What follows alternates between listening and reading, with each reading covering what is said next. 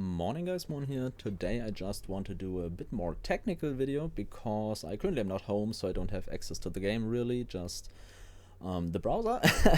And a viewer of mine came into my comment section, was like, hey, I have some issues with the build and could you take a look?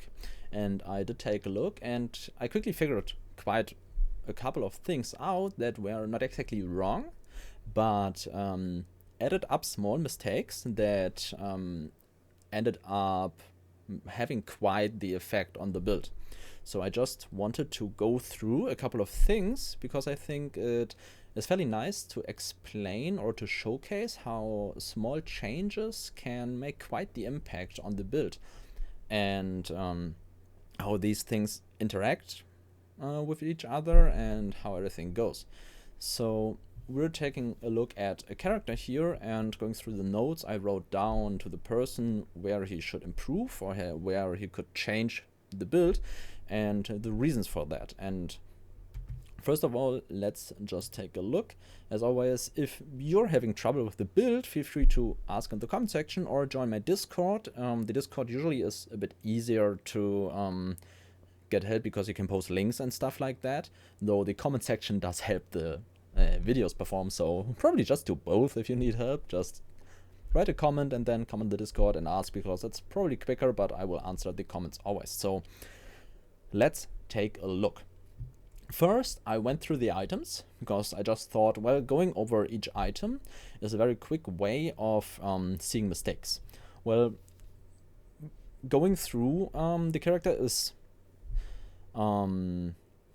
quite some time ago, so like a couple of hours earlier today, so it has updated since. Two items are different. The amulet was not the of storms yet, and the boots were just the foot of the mountains without any mods on, like without legendary potential or anything, so just fairly okay, actually a fairly good rolled foot of the mountain boots, and a rare amulet that had good-ish stats. But so let's take a look. The first thing we notice when we take out the boots is that the character is right now at 55 physical resistance, and that comes from the boots purely. So if you take out the boots, the character is at 0 physical resistance. And that was the thing that just was the first thing that popped out very quickly, because a lot of enemies deal physical damage, and generally when taking a look at resistances or enemies and you think, well, how can I improve my defense, the first look oftentimes should be at physical resistance, because physical is just one thing that hits very hard. There's a lot of enemies that deal physical damage and quite some bosses that hit very hard with physical damage, and physical resistance is just something that generally is a very, very good resistance to cap, because it just solves a lot of issues. And when you don't have the physical resistance, this is very, very noticeable. Like, I do think physical resistance is the most important resistance, especially because it does not come in any form from the uniques we are wearing. So we don't just cap it randomly. You need to dedicate one piece where you say, this one caps my physical resistance. So usually just one tier 6 or tier 7 mod should be sufficient to pretty much cap it. You don't need completely capped. That's due to last epoch resistances not being as important due to how enemy penetration works in last epoch. Because just very quickly, enemies gain 1% penetration per level. So against level 100 enemies, which is pretty much all enemies you face in the late game, they have 100% penetration on all resistances. So the baseline from resistances is that at 0 resistance you are taking like 100% damage, and let's say 200% damage, because they penetrate like 100% and go to minus 100, and at 75 they deal 125% damage. So it barely halves, not even halves, the damage you take. Like, that's what resistance do. And in other games like Path of Exile, they take a quarter, because enemies usually don't have penetration aside from specific ones or mods. So 75 resistance would result in 4 times less damage taken. So just very shortly, resistance not as important, but physical resistance is quite a big thing. So first thing I said, get your physical resistance higher, because it's a very important thing. Then the second thing I noticed, I just quickly checked amulets and gloves, and the second thing I noticed was there is no armor shred. The pieces you are getting armor shred on are either the amulet or the gloves, so that was where I looked second. Armor shred is a thing that applies to all hits, physical and elemental, just not damage over time. For elemental, it's not as strong as for physical, but generally you should get armor shred, especially on fast hitting builds, because it's just a very, very big multiplier. So you can say like something like 30 to 40% more damage just from armor shred. So one mod, huge effect. So get armor shred. Then I noticed, was looking at boots, was looking at belt, I did see, okay, there's no cooldown reduction. The build heavily relies on cooldown reduction, and in the end game you do want cooldown reduction on the boots and on the belt.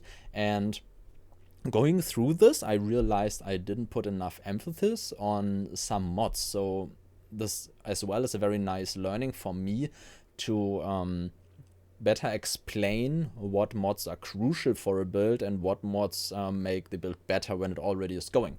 So cooldown recovery helps going from human form to beer form and from beer form to human form to get out storms quickly when they dissipate, and get into a beer form again to get your mana back up. And the higher your cast speed gets, the more cooldown recovery you need, because you cast faster and your mana deplenishes quicker, so you get into the beer form quicker to get your mana back pretty much. So cooldown recovery on belt and boots, very important next step to make the build feel good, because when you run around in your beer form and then your tornadoes are gone and you cannot transform back, you suddenly don't really have great offense and are prone to getting taken down by a lot of enemies that just don't take a lot of damage. You can still take them down with like rampage and storm bolts, but not having tornadoes out can be quite dangerous. Then I noticed the combination of the Wall of Nothing body armor and the Twisted Heart of Ukairos. This is a setup that I showcased in my very end game variant of the build, which is very, very strong, a very cool setup if you have the build running already and are bossing mostly. Because the body armor just gives defense, like fairly decent defense actually, because you're getting a lot of ward decay threshold, you get endurance, you get ward per second, all cool stuff, but you don't get any offense. On a rare body currently you can get tons of offense, and the beer set, which is just very, very strong defensively and offensively, and the Twisted Heart of Ukairos, the same, is pretty good, but when you don't have like great life regeneration and don't have great cast speed, it actually isn't really extremely beneficial, because you're just sacrificing your life, you don't have the greatest ward retention yet, and basically you don't really add a lot. Then also when we take a look at defense, we see endurance 20%. So actually what the combo about this is, what is very strong, is you're giving up your upper half of your life pool pretty much to generate ward, and you're left with pretty much your endurance threshold when you get the setup pretty much right, so that when a hit breaks your ward, it goes not into your not well protected life pool, but into the ward life pool, into the endurance life pool. So the endurance part of your life pool is worth a lot more than anything above the endurance threshold.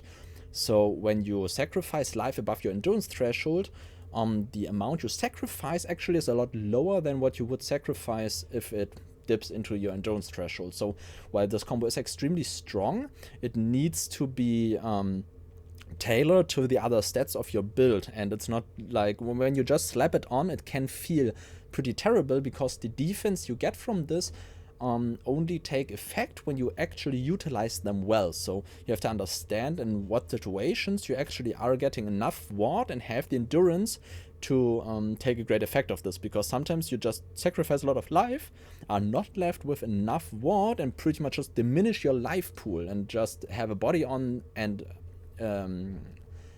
a relic that just doesn't do a lot defensively because you don't utilize the defense these things grant, because they need like more complex things around them. So basically there's just a lot of stuff going on that works together very well, but if just slapped onto the build without exactly knowing what you're looking for, it can be quite dangerous and feel bad.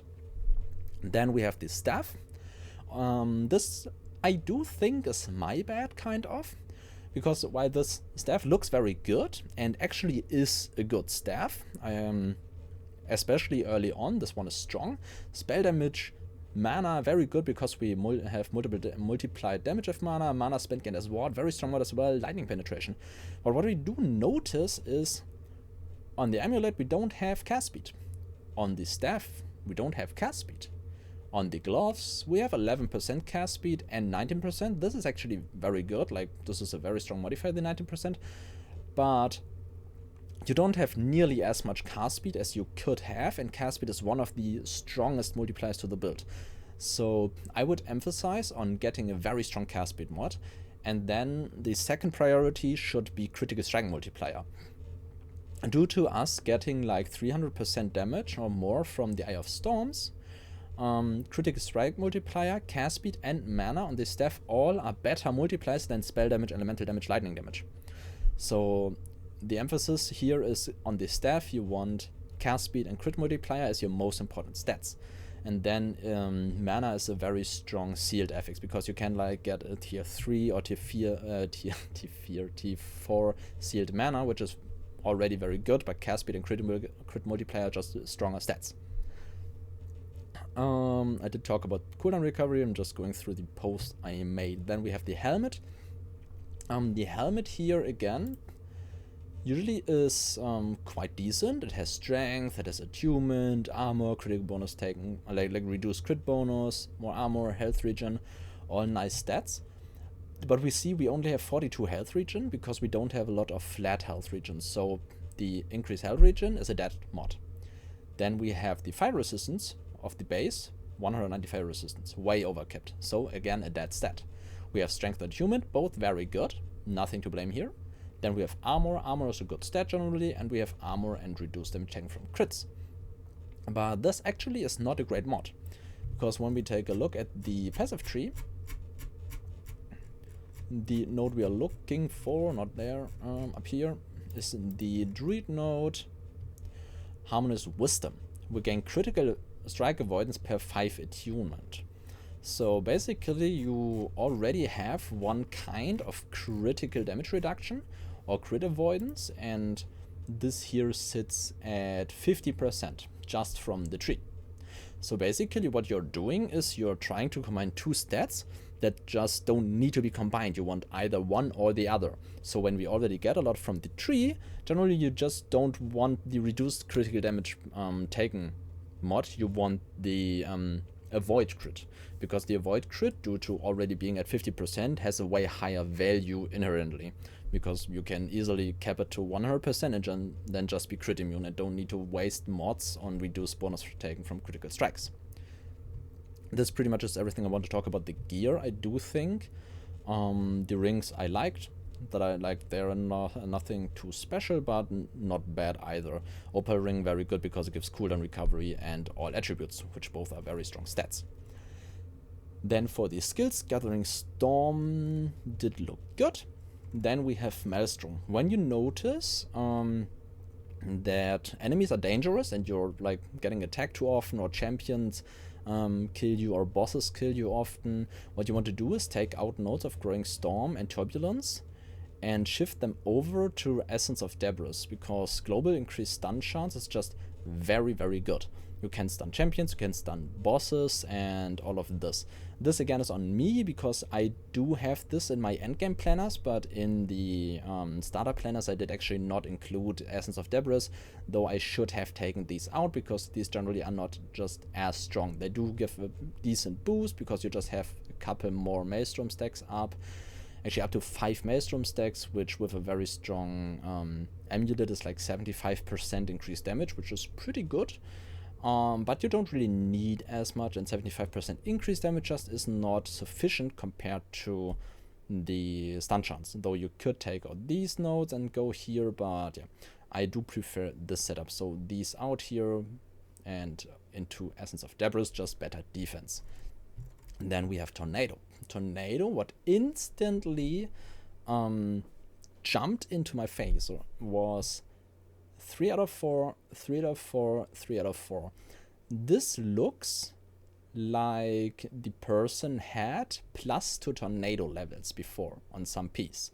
Probably a rare piece before transitioning to the unique body. Because what happens when you take out levels out of skills is that it takes levels out of travel nodes mostly, or early end pieces. So basically the first nodes you encounter from inwards to outwards, so that it doesn't brick important nodes. So for example, when you take out levels, it cannot take Aspect of the Storm because it would brick a node, or it cannot take it cannot take Charged Storm. So basically these take out frequent Lightning, Lasting Storms, and Hurricane, I noticed, are the first 3 nodes that get replaced or removed, and probably went unnoticed. And these 3 are the most important nodes of the tree. When we take a look at lightning frequency, this one gives 35% increased lightning frequency. So 35% more multiplier per node, additive with each other. So basically you're missing out on like about 30% damage just from the last node. Then here we gain 15%, is it 15? Yeah, it's 15% duration. So against single targets, basically you are missing out on like 1.5 seconds, I'd say, on lasting on tornadoes. So again, like it's I do think a 12% more damage multiplier, just this 1 point. And then here we miss out on 25% double cast chance, again going from 200% damage to 175. So again, fairly strong loss in damage just from these 3 nodes. You can take out 2 points from Stormbringer, 1 point from Storm Dervish. You miss out on like 17% cast speed, which would probably be about 15% less damage, maybe 14%, and even less when you have a cast speed wand and stuff like that, then it would probably only be like 5% or 6% less damage, and gain like about, I'd say, 80% more damage just from these 3 nodes. I can't talk today. So just be very careful, and you always want to have these in. If you feel like you're not casting fast enough, then you maybe just go out of Overcast Skies, like take 2 points out of it, because this one is extremely important when speed farming arenas, but for normal play you don't need 4 points on this. Like 2 are sufficient to just feel good, clear. Like 4 are better, obviously, but if you feel like you need the speed, then go with the other nodes. But always have these 3 maxed out, like always, there's no exceptions.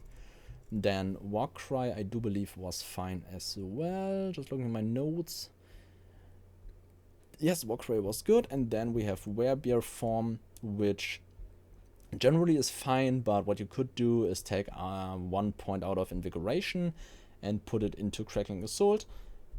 This gives like a couple more strikes while rampaging, which helps a lot with clear, but isn't like too important for single target. So Invigoration is better for sustain and single target, but 2 points usually are sufficient in here. So if you don't have a lot of bonus points, just take 5 into Crackling Assault. It's not a crazy buff, but it just feels a little bit better while clearing.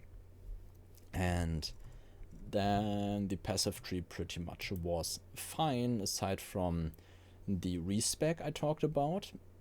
Here I would advise to take out these and these Shaman nodes to get Hideskin to 10. Hideskin is just extremely strong.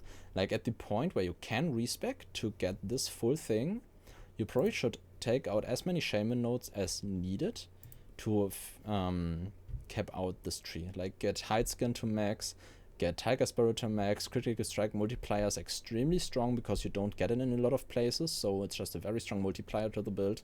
And Primal Shifter also does feel pretty good. So here I just wanted to talk a bit about what nodes are important and where you can see like the build comes together, and how these small things can just have a very huge impact on the performance of the build. And yeah, just a bit of rambling today because, as I said, I'm not in my setup, but I do think this is a very insightful showcase of like taking a look at a build and see where are the issues of the build, why isn't it performing as expected, and what small adjustments can do to the build.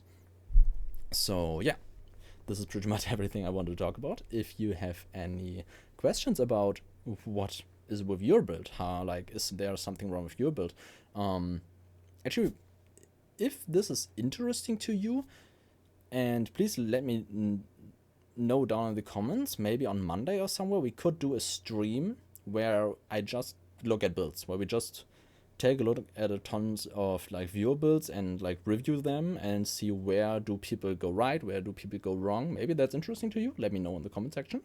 So if you want to do that, maybe you can do on stream. And yeah, this is pretty much. So thanks for watching and see you in the next one.